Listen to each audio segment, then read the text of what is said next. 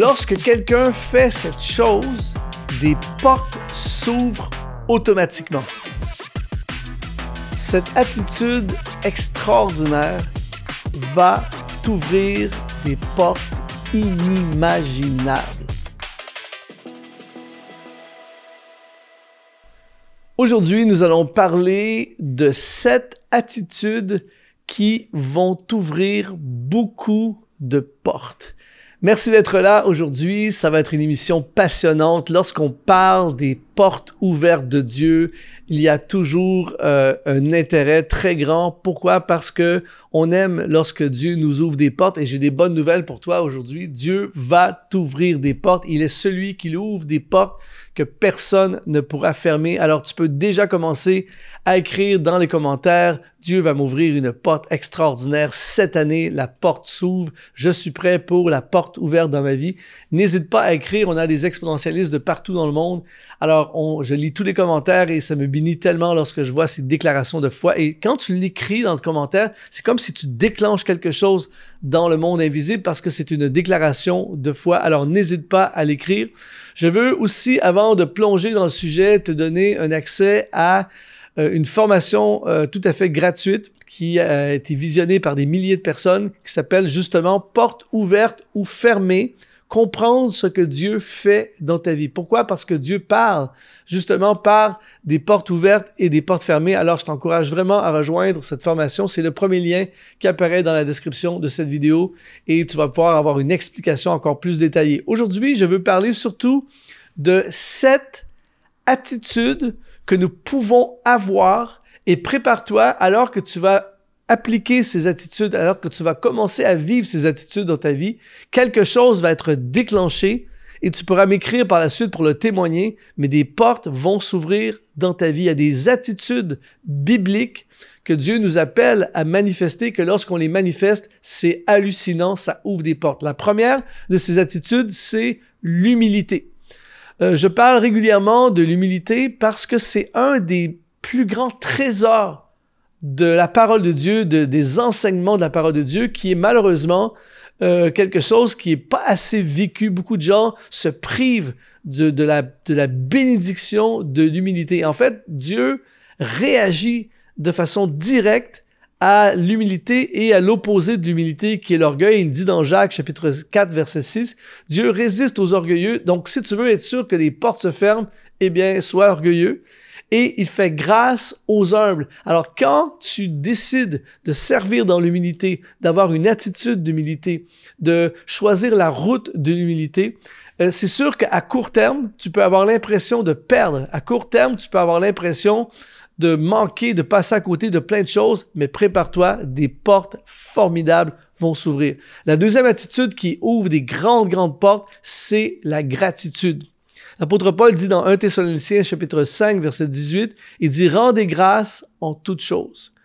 Et après avoir testé plein de choses dans ma vie, après avoir interrogé plusieurs personnes, des hommes et des femmes de Dieu, des gens qui ont vécu des portes énormes dans leur vie, eh bien, il y a une attitude qui vraiment déclenche la bénédiction dans ta vie, c'est une attitude de gratitude, une attitude de reconnaissance. Qu'est-ce que ça veut dire? Ça veut dire que au lieu d'être comme la majorité des gens qui se plaignent de tout ce qu'ils n'ont pas, qui voient le négatif un peu partout autour d'eux, toi, tu vas être différent.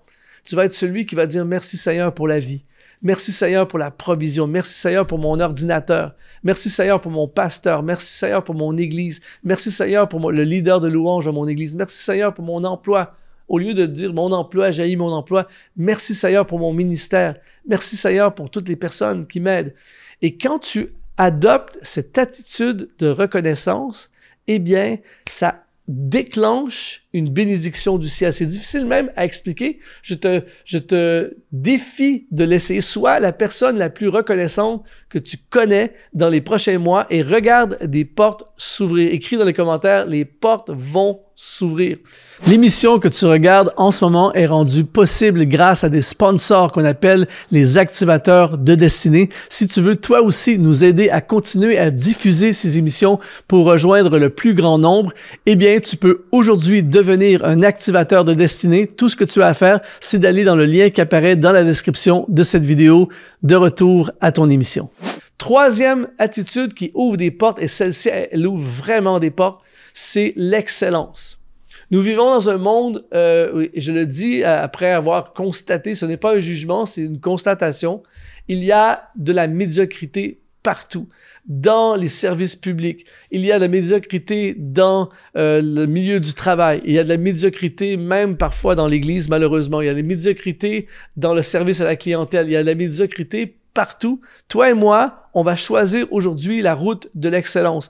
Et Colossiens chapitre 3, verset 23 nous dit « Tout ce que vous faites, faites-le de tout votre cœur comme pour le Seigneur. » Alors à partir de maintenant, tout ce qu'on va faire, on va le faire comme si on le faisait pour Dieu. On va être excellent. Et quand tu es excellent dans ton travail, tu es excellent dans tes études, tu es excellent dans ton ministère, inévitablement, des portes s'ouvrent partout. Des portes d'opportunité, des portes de promotion, des portes d'expansion. C'est phénoménal. Pourquoi? Parce que quand tu choisis la route de l'excellence, tu choisis la route peu parcourue.